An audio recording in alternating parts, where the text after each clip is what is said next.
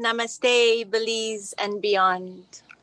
Welcome to the 5th annual Belize International Yoga Festival. This year, a virtual global event with the theme Community Revolution, Yoga, Evolution. On behalf of the Board of Directors and the ambassadors of Rhythm of Change Belize, as well as the organizers of the Belize International Yoga Festival, I want to thank you for tuning in and for supporting a cause that's very close to all our hearts. It seems like just yesterday that we were planning the first ever Belize International Yoga Festival, venturing into uncharted waters. And now look at us. It fills my heart to know that we have support globally and that yoga instructors and sponsors and people from around the world have given selflessly to our cause and to just participate in the festival, uplifting our community in Belize and globally, especially during these times. Again, on behalf of the Board of Rhythm of Change, I'd like to thank our sponsors for supporting us throughout these years, and especially this year. In particular, we'd like to thank the Embassy of India, who has really supported us and actually has offered us scholarships for Belizeans to go and study yoga in India. Those Belizeans have now come back and are now sharing through Rock what they've learned, their knowledge and their passion with their communities. So it is with sincere gratitude that we thank everyone that's tuning in. We'd like to also remind you that we have big plans for next year. We want to create a global platform to really help and offer support to teachers and students, to institutions that deal with at-risk youth, to seniors, and to also health caregivers to help support them with stress prevention and stress management. And we want to do this by creating this global platform, as well as maintaining our threefold mission of peace building and social transformation, entrepreneurship and trainings, and as well community building. I want to thank our ambassadors all over the world, particularly in Belize, who give of themselves, Jarka in Placencia, Keisha in Placencia, for all our ambassadors that work in our programs, that have worked in our programs, that have done so, giving of their time. I thank you so much. Thank you for having the love for our country. And also, finally, I want to really thank on a personal level Mr. Mickey Mercury. He is a creative genius and he has passion and he shares his knowledge and his passion with love. And he has really helped not only Rock, but the festival create this beautiful day, giving of himself, being available at any time that we need him. And he's a special person. He's a marketing genius. Also, I'd like to thank Rihanna, who is our Rock ambassador in New York. And she has also given a lot of her time and our effort to help create the platform to build a community with all the teachers that are giving of themselves so that we can get to know each other, and also to help with the fundraising portion. Tafara, Farid, Vianney, all those that have given of their time in this busy time, because everybody's very busy, just given wanting to make the festival the best festival yet. Finally, to our global community, to the Sattva community and to the international community from Yoga Alliance, thank you so much for being a part of this. And also friends of our ambassadors who've taken the step to come and to give of their time and to submit videos. It all has come together. It's this beautiful offering of love and community and unity that really is the essence of what yoga is. So if I've missed anyone, I want to make a general thank you. Thank you so much for really creating, because it's with you and with your support and with your effort that this day is occurring, and that rock can survive and that rock can thrive to help to really share the technology of humanity with our Belizeans throughout the country, and also now in 2021 to the world. Thank you so much. And I hope you guys enjoy the rest of the festival. It's been a beautiful, beautiful offering so far. And thank you so much. On a personal level, I need to thank my mother for supporting me and my ideas and my vision, and being a grounding force and a solid foundation for me throughout these years, and also supporting the transformation that occurred because of yoga. And thank you so much. I love you. I love you all. And on behalf of the board of directors of Rhythm of Change Belize, our ambassadors, and all those that are part of our organization, as well as the organizers of the Belize International Yoga Festival, welcome. Enjoy what our country has to offer and enjoy the rest of the day. Namaste.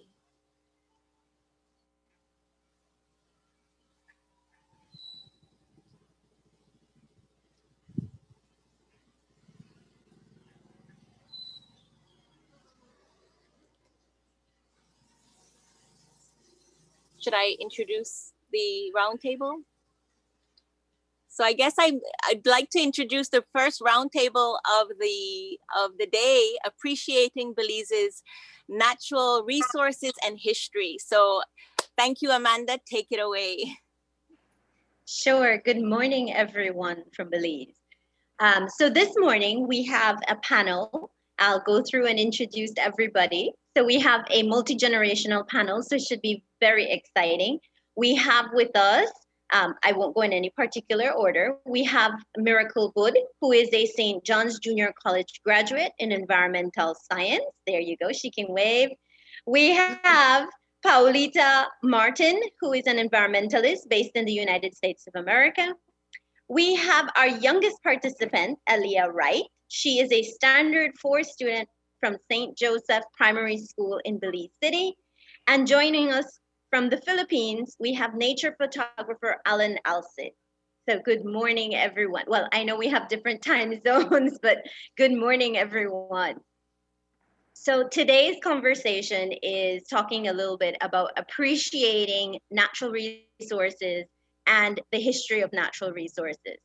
So from a history point of view, we're not going to take too long. I think we have a lot of positive, great energy in this panel, and I would really like to get to some future looking from the younger generations. Oh, we have an additional participant joining us. We have Marlon Alvarez. Marlon is joining us. He is a high school senior from Nazarene High School. Good morning, Marlon. Good morning. Welcome. Good morning. So in terms of history, we, as Maya Angelou has said, you really need to know where you're going, so that you really know where you are going until you know where you have been. So we have to highlight the history. We have to know what our history is, and that kind of determines our future. And so we'll have a little bit of that conversation from our younger generations. But we really would like to know from Paulita and Alan, who are actually working in the field, what really interested you in working in, well, what we're calling natural resource, either appreciation through the photography or through the valuation of it, through conservation. I know from my point of view, natural resources, as I've always taken, is our blessings that we've gotten from Mother Earth, right? From nature. It's all of these materials and substances that we require to support life and to meet people's needs. As Gandhi said, not necessarily our greeds, but our needs. So for me, it's always been that idea of balancing. How do you balance what we are innately provided with by nature, and yet we have obviously needs and demands. And so for me, that has really been the focus of my work professionally. And I'd like to ask you two professionally, Alan and Paulita, what do you all see as appreciating nature? Sure. Okay. Alan, like, do you want to go or I'll go and I start? think beauty first, right? Thank you. Thank you. First of all, thank you everyone for making space for me today in this discussion. I'm calling in from Creek Nation, known as Savannah, Georgia, actually now. And so I have been working in conservation and whether it be research or advocacy for about 12 years. Before that, I was in the arts and design field. And I would say that this question is very complex, right? Part of the question I think you posed was, why is it important to know about the history of natural resources? And so something that I kind of want to peel back, and I'm so grateful, Amanda, for your introduction about the way that you put it, right? It's about our needs, not our greeds. A lot of times working in conservation, we have very kind of traditional metrics for what conservation looks like. But I'm hopeful that we think about nature, whether it's the oceans or the mountains or whatever you're close to or whatever you're passionate about, as an extension of ourselves and not just a resource, right? Because when I look at what the term resource means, it's very extractive and it's often about stocks and what is available for your use. But I kind of look at our history of nature as being, of conservation that is, and natural resources as being very diverse, and many communities and cultures have very different relationships to the nature around them. And if we could be mindful and open to incorporating all approaches to conservation, we may get to a place that I would call stewardship, which is kind of the big umbrella, right? So conservation is how we protect a specific thing, but stewardship is an approach to life where we connect more with nature. And I think about it like we, as individuals, we eat certain foods every day to remain nourished. We do certain activities to remain healthy and in shape. And we also gauge how much work we can get done, how much we can produce each day and still be healthy and then reset. And we have to think about nature as an extension of us and use a lot of those same principles, right? It's not just this other thing that's outside of our home. We've created homes and technology around us, but still our connection to natural resources, I would even call it more of a connection to our home, because once we're outside of the walls of our house, we are in our global home.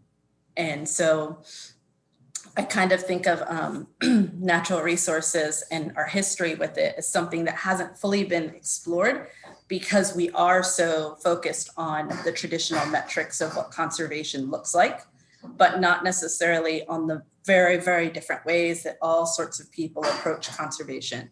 And when we can incorporate all of those very diverse thinking and approaches to conservation, we will achieve, I think, more of a planetary stewardship. And that's kind of my dream in a way. So I don't know if I'll let Alan speak, but I'm happy to answer questions or explore these thoughts more. And I will say one final thing. There are values to those traditional metrics, right? Like a lot of times in my conservation work, when I am lobbying government or talking to decision makers, being able to tie jobs and GDP directly to a natural resource helps us to communicate with those elected leaders. However, we really need everyone to think beyond that, right? Because it's a much bigger picture than how many jobs and how many dollars are made from these resources. So I'll end there.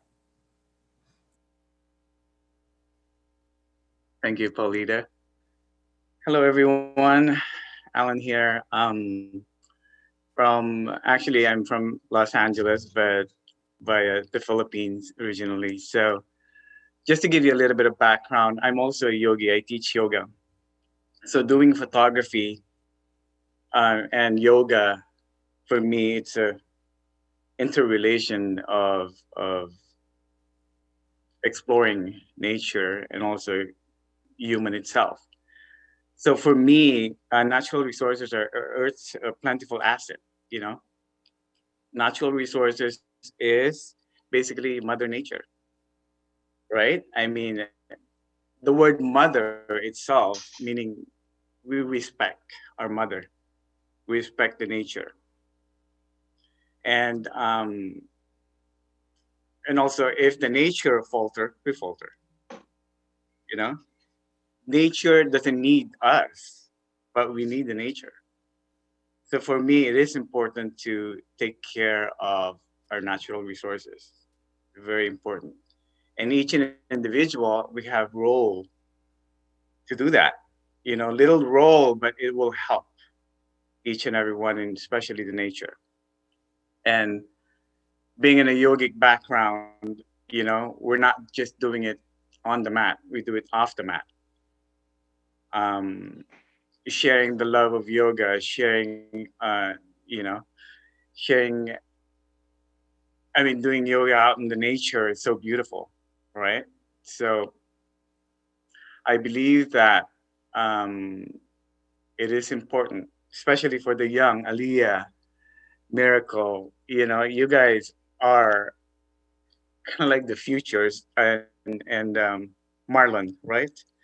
Yeah, you guys are the future, and I'm glad when I saw the list of the panel. I'm like, I'm so excited, you know, because we have you guys. It's kind of like passing the baton, right? We're here. I'm in the older generation, and moving it to you guys. It's kind of nice, and hearing what will your opinion or your goals about natural resources is. I'm excited to hear that. So thank you. Awesome. Thank you. So the idea here is that honestly, your photography and working conservation is really about stewardship.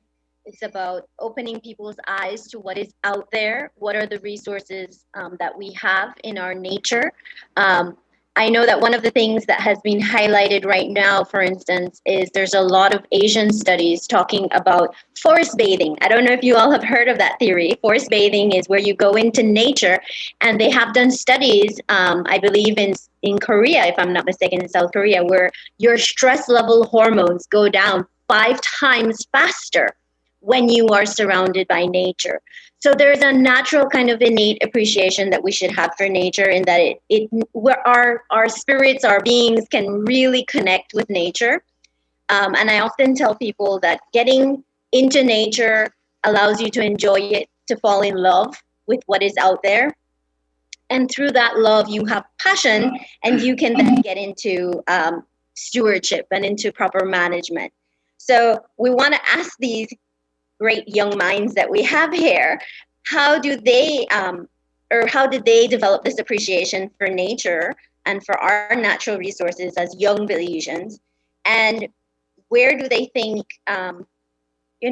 we as adults aren't the wisest beings all the time? Where do you all think that we need to improve in natural resources management? We can start with Miracle, and then Marlon and Aliah. You all can. We'll take turns. We'll let Miracle go first, and then Aliah, you'll have the last word. Well, not really, but you'll have the last say in this discussion. Okay, so hi everyone. I hope everyone is doing well and are safe. So for me, I appreciate nature because, like most people, I believe in a higher power. But my version of that higher power is God. And so I've grown up in a Christian household my entire life, and my family has always taught me to see God in every single thing, especially my surroundings. So the environment for me is like the biggest proof or evidence of God's existence and his power. To me, I also appreciate nature not only because we use it to sustain our lives, but because it is a connection with me and God and also my family. So I also value natural resources as well that the environment provides. simply because of how uniquely peculiar but yet ordinary each process is that develops a resource. And I say that because it could be simply an abiotic factor like wind and light or water, or biotic factors like organisms such as flora and fauna, or we could even divide it deeper to vertebrates and invertebrates, terrestrial and aquatic, dicot and monocot, stuff like that. So I feel like all these things come together, they act as the premise, which leads to a conclusion that all these different resources, both intrinsic and extrinsic, are individually rare and unique. And to me, that is my importance. And that's the reason why I would love to protect natural resources and nature in itself. So if we move on into how I feel about natural resources in the future, I'd say that I believe in the saying that every action has a reaction. And us as a dominant species, humans, we hold like the gavel to judge whether that outcome will be good or bad. And so day to day, our resources are being depleted.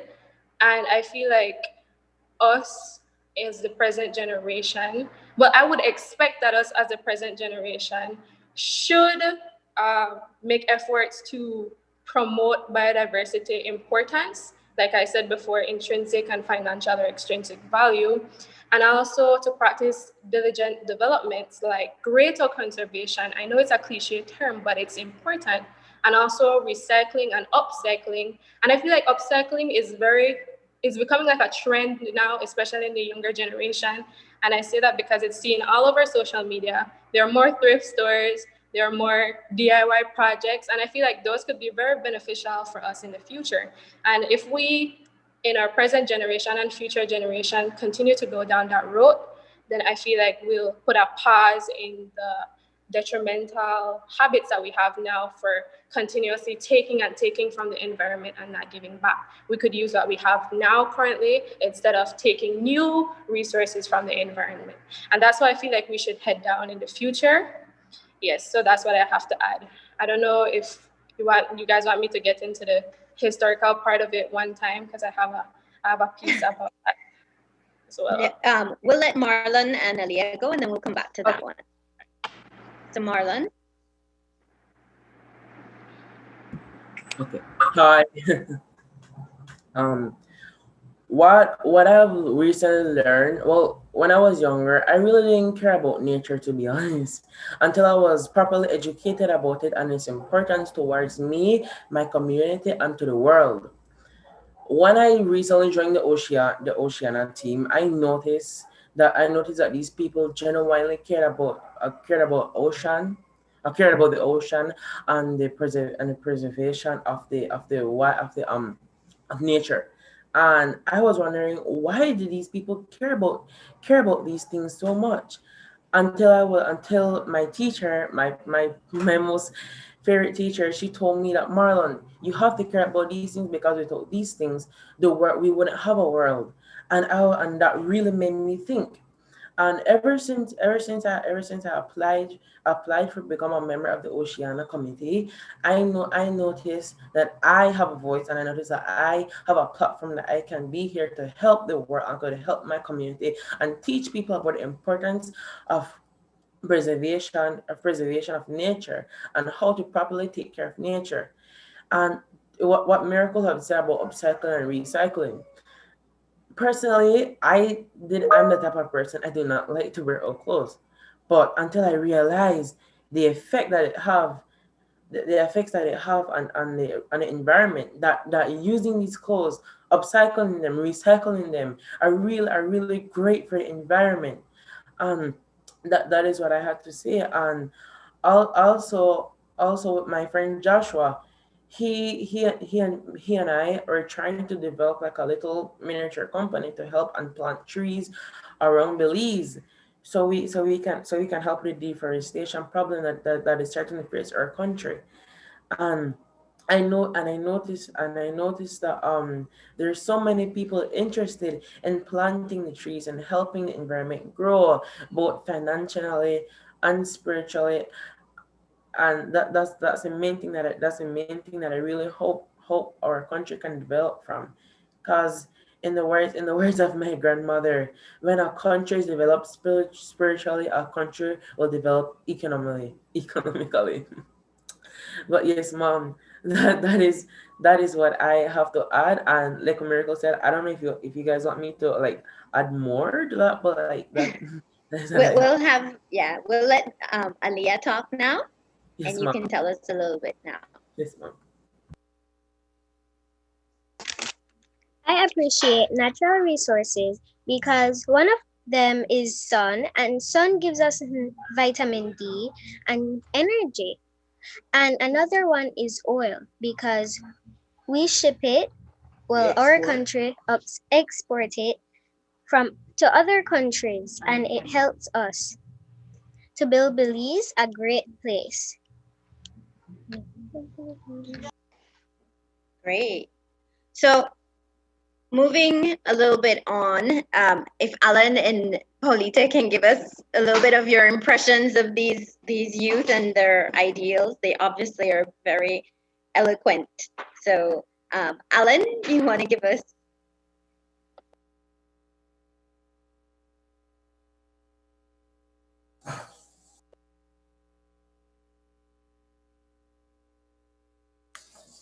Alan, you're muted. There you go. There you go. Yeah, wow. I can see on Paulita's face too, she's smiling and nodding at the same time. You guys are so inspirational and Miracle, Marlon, and Aliah. Um,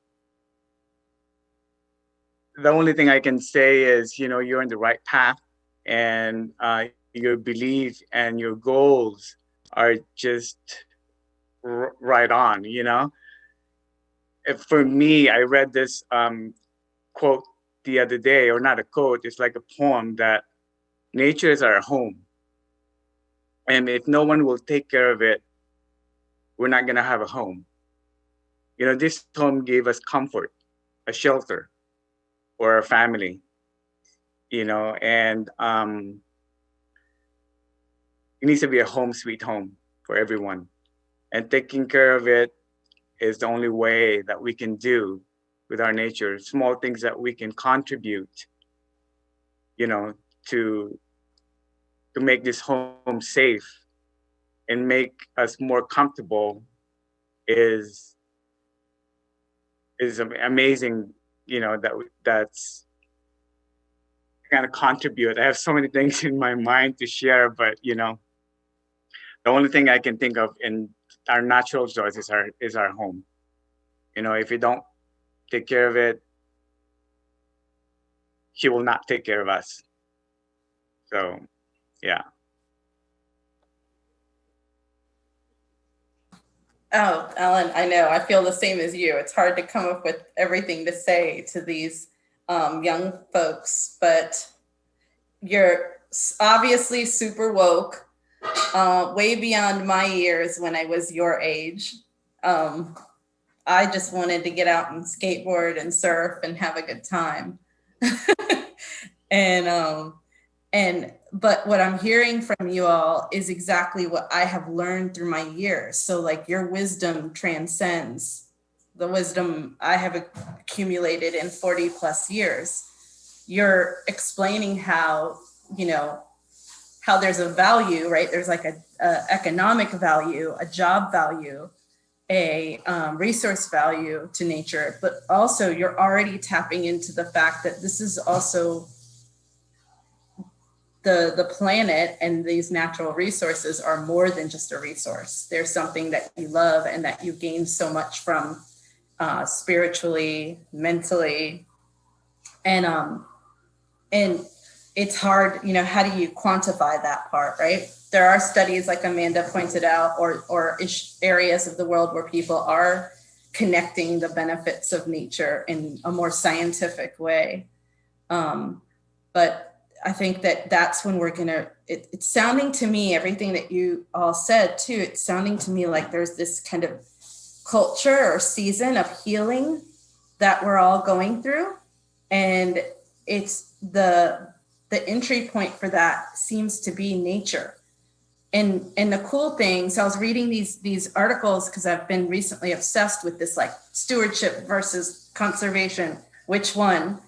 And I've been reading these articles where they talk about how when you achieve stewardship, right, usually it's the entry point towards stewardly thinking is through nature. It's you love a tree, you want to do tree planting, or you love the river or whatever the thing is. But that once stewardship is achieved in a community or in a culture, it trickles out to influence the other decisions that you make in your life around maybe social justice issues or, you know, other community needs. So you guys are already on that path, and it's incredibly impressive. And I just urge you to continue to always make sure that people do not push you into an either or, where you have to like only talk about nature this way, only talk about it as economics or jobs, but that you're allowed and proud to talk about it for your cultural connection and your spirit connection as well. So thank you guys all for helping teach me too. Great. Thank you, Paulita and Alan, for those reflections. We're going to move on to the second part of our topic, which is appreciating nature was the first, and then the second half is actually the history. So history, traditionally, we think of as how have we used the natural resources historically? Obviously, natural resources benefit us in that we can use the soil for farming, we have fishing, we have a lot of our major industries. For instance, Belize, we always talk about our economy being natural resource based. So tourism is obviously based on our natural resources and people coming here and swimming and diving and birding and enjoying what is available. So our history is one of usage of the natural resources, and I think, as Paulita has said, and even Aliah, she highlighted the fact that natural resources have given us our quality of life, right? I mean, we have the oil, we have the resources that we can use. But the question I would like for this second part of this conversation is, what have you learned from our history, or what have you all seen from our history of usage of natural resources, and where do you think we should be going in the future? So what would the future look like? And if you don't mind, we'll follow the same procedure. We'll have the young people present, and then we'll have Paulita and Alan's reflection on that. So Miracle, if you'd go ahead and start. Sure. All right. So yes. So Belize is a very, very beautiful country. It's like our own little treasure chest right here in Central America. And if we look at all our natural wealth, you'd see that we have many keys and a variety of diverse and dense vegetation here in Belize. And so we even have the Belizean Barrier Reef, that's known as one of the 7 underwater wonders of the world, actually. And so that's really great. Past Belize have taken the effort to really protect our natural resources or natural income wealth that we have. If you look in like the 1980s, you'd see that there's been a lot of law enforcement just for that reason, to protect our natural resources. And also, if you look in the 1990s, you'd see that Belize was considered the #1 country to have the most protected area coverage in Mesoamerica. And that, to me, that's really cool and important. It was like about 55 different protected areas. And so that shows you how much we do value our resources here. And I have to say that because we protected our natural resources, then we had different environmental services and natural services that they provided, such as erosion control and aesthetic value, which brings in the tourism aspect of it, and also watersheds and other different services as well.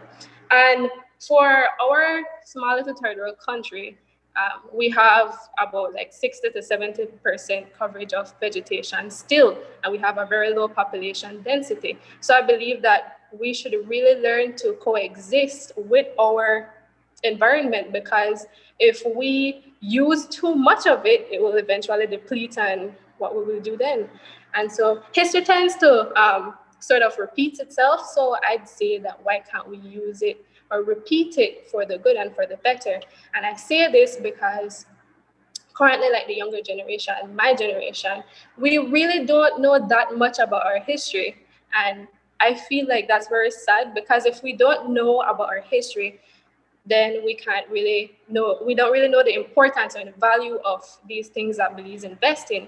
And so if we learn our history, we'll have an appreciation for everything that past Belize has done for our natural resources back then and the natural resources we have now that we use at our disposal. So I'd say that's really important. And for me, right now, I'm currently the president of a small conservation organization group, Youth Environmental Club. And it's really difficult. I'd say it's challenging. It's put me to my limit per se, because of how to lead this group in the right direction and to give them the information they need, about soil, about water, and the importance, especially in the rural areas, ways in which we should keep our environment clean, the importance of subsistent agriculture, investments in family home and better sustainability and medicinal plants and stuff like that. These are really important in my rural area where my club is situated. And so I'm really glad for the opportunity still, because I'm able to pass on the knowledge that I have now and the knowledge that I learned from you guys as the older people, to help guide me and to guide the younger generation into the future and into the right direction. So that's what I have to say about that matter. That's awesome. We sound like we have big shoes to fill. So, Marlon, if you can give us your. Yes, ma'am. Personally, with me, I didn't know that Belize has so much history, especially when it came to our natural resources. I have recently actually found out that some percentage of the world's medication was made from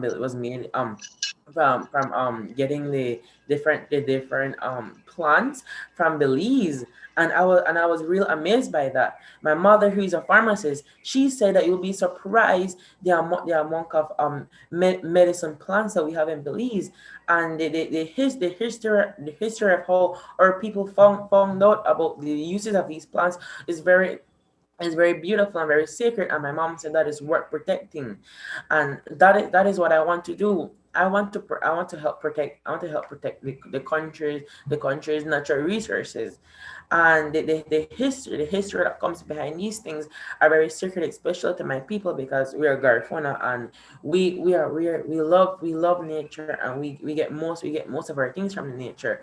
um that is like the history personally for my people. What we like to do, my dad said that when he was younger, whenever they will cut a tree or something, they usually say a prayer. So like when that tree grows strong, that tree grows strong, you know. So yes, mom. And uh, like I said again, Oceana has taught me so many things, and I'm so happy to be taught those things, and to learn about the history, to learn about the history of these things, and the history and how to protect these things, like their history and how to respect the natural resources of Belize, and that is what I love. And like to shine light on what Miracle said, and I'm so happy that she's the president for that organization. And and, and like I will say, Miracle, if you need help or anything, I'm right here. If you want a new member or anything, and that's all what I have to say. And thank you again. Thank you, Marlon. It's awesome the more you learn how you can connect your culture and your traditions of the Garifuna people with these natural resources and the harvesting and the sustainability. So it's a great way of learning about your own personal history and traditions and cultures. That's awesome. Aliah? Just as Marlon said, that there is a lot of natural resources that I can't even name all of them. So as like the tourists, they bring me joy to see them because they bring our country a happy place, a better place. Awesome. So you like seeing people coming to Belize and enjoying what Belize has. Yes. Oh, that's cool. So, again, Paulita and Alan, I'll let Paulita start this time. Basically, the question and the theme that they were answering was, how do you see the future and the history of natural resource usage? How does it play a role? I don't know if I could add much to what everybody just said. They explained it so well. I'd like to highlight the fact that I worked in Belize before with Oceana, and now I'm here working with Oceana in the US, and getting to peek at what different countries work on in conservation and looking at different historic timelines. Belize has a lot to be proud of and is a leader, as for as small of a country, it packs a lot of punch, and there's a lot for other countries to look to in you.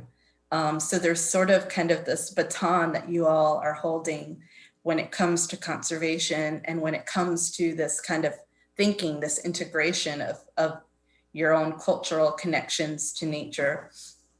And you should be very proud of that. And when it comes to the future, I think you hit on that a bit. It's going to take, I think, a lot of your young and energetic efforts, and tap into the wisdom of the elders that are sharing these stories with you. And there's just so many. For instance, I just got complete reading To Educate a Nation by Mr. Jeremy Enriquez, and he is his family were teachers, Garifuna teachers through the country, and they talk a lot about the natural resources they use to heal their family members when they were sick, and the foods that they ate. And then in this book, there was a lot of comparison to then the Maya practices and what they use for medicine and what they used to eat. And I just learned a really balanced amount of information there about, wow, one country, so many people, and so many different ways that they live off the same earth, off the same place, right? But because of all those resources that you outlined, there's just so many options, and we need to, before we extract and remove and abuse these things, we need to protect them so that we have them in the future to create future medicines, to create maybe future foods, all of that. So that's all I'll add, Alan. All right. I just want to ask Miracle, Marlon, and Aliah, how old are you guys? Miracle. I'm 19 years old. Okay. Marlon? 17. Aliah? 9. Are you guys sure? Because, I mean, the knowledge that you guys have, knowing the history, I wish when I was a kid, instead of me playing outside, I mean, as a kid, we play outside, but at the same time, maybe learning my history, the Philippines, Up until now, I think they have 7,100 islands in the Philippines. And I think I only been to 5, honestly. And when I moved to the US, I wish I was able to travel just my home country. With you guys telling the history of, like Miracle was saying, knowing your history is so important. How can you take care of your own country, your own natural resources, if you don't know the background of it, right? And that's why I ask your age, and it just amazes me, the knowledge that you guys have, and protecting the natural resources is really the number one that I wish all of the kids are doing. And I hope that in the future, instead of, I mean, I'm not against video games, but instead of playing video games, once you guys go out in the nature, enjoy the vitamin D that Aliah was saying, especially now in our situation with the pandemic. All you need to do is go out. That's vitamin D for you, not taking all those tablets. I mean, it's good too, but why not the nature, what the natural resources? Take advantage of that. Because all I'm hearing here is our natural resources is actually the backbone of the earth. This is the backbone. That's why if we don't take care of it, like what Miracle was saying, depletion. We're gonna have a shortage of food. We're gonna have a extinction. Disease gonna spread if we don't take care of our natural resources. And it's all connected. Everything is all interconnected. Like here, we're all in different places, but we are all interconnected. Our goals and our purpose is one. So, yeah, it's just, keep up the good work. I'm 52, turning 53, and knowing you guys in 19, and oh my gosh, yeah, you guys are the backbone, not just the natural resources. The future is with you guys. And I hope Miracle, Marlon, and Aliah, I hope we have 1,000 of you guys. Thank you. Thank you.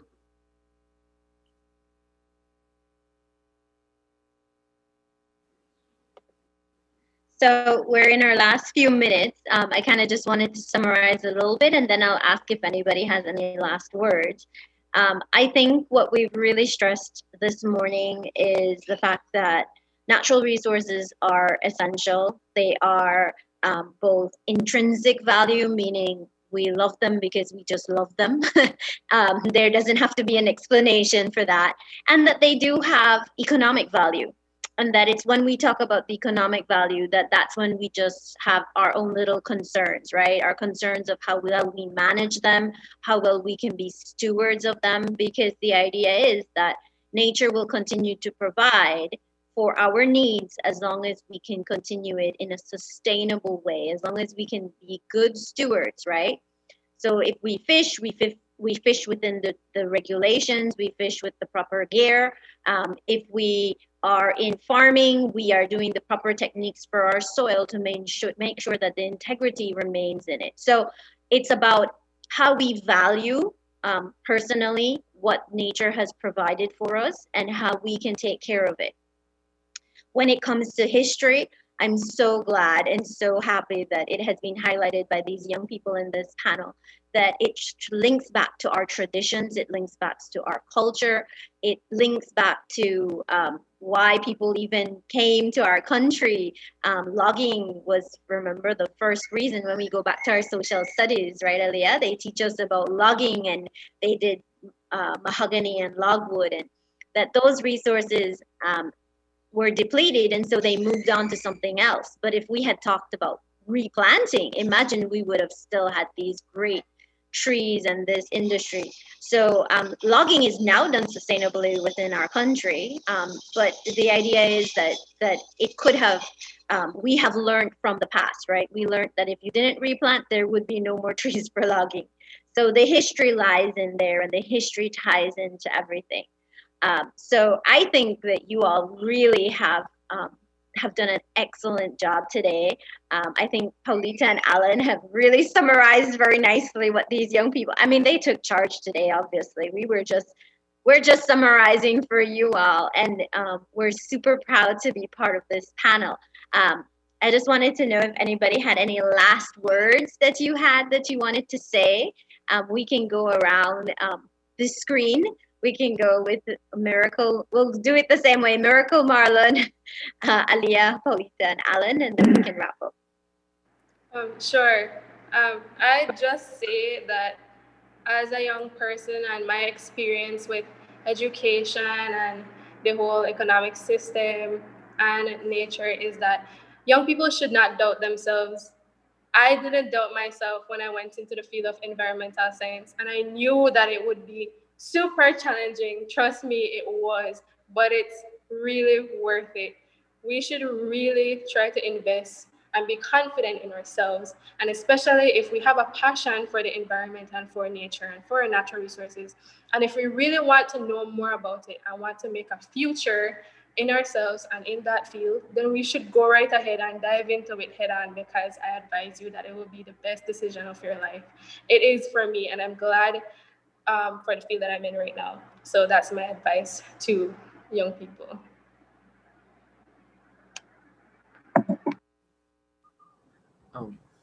Morning. First off, I would like to thank all of you guys for having me.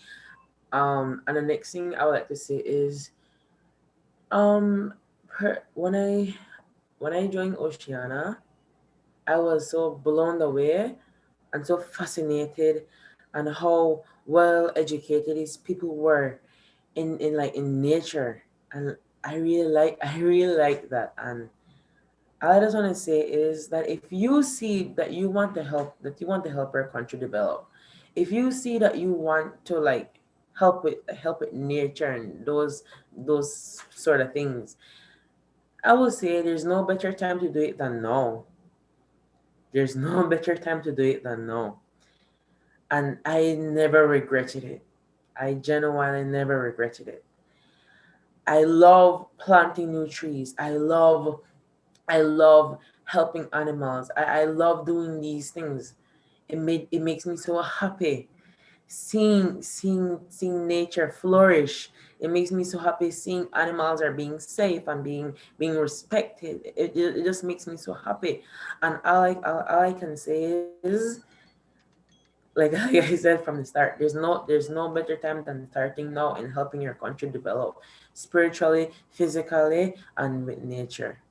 And that's all I have to say. And once again, thank you so much for having me speak today. Thank you. Aliah?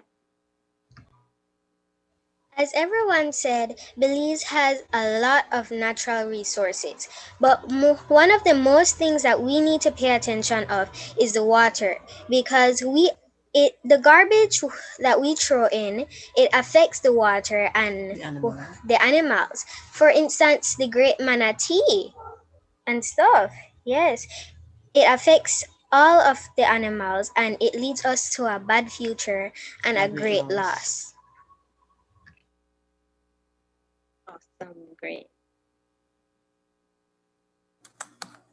I don't, well, thank you for having me here. And I would say just to anyone, please, if you feel excited or interested or have any, interest at all in the planet around you, take action for it. You don't have to be an expert. You don't have to have studied this. All good ideas are welcome and all energy is welcome. We have to do this together.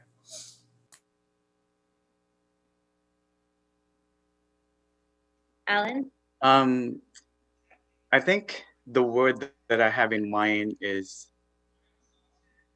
conscious. Be conscious. Be conscious. We have a global consciousness. When you drink a water, what Aliah was saying, think of where that water come from. Trees, go out and hug a tree.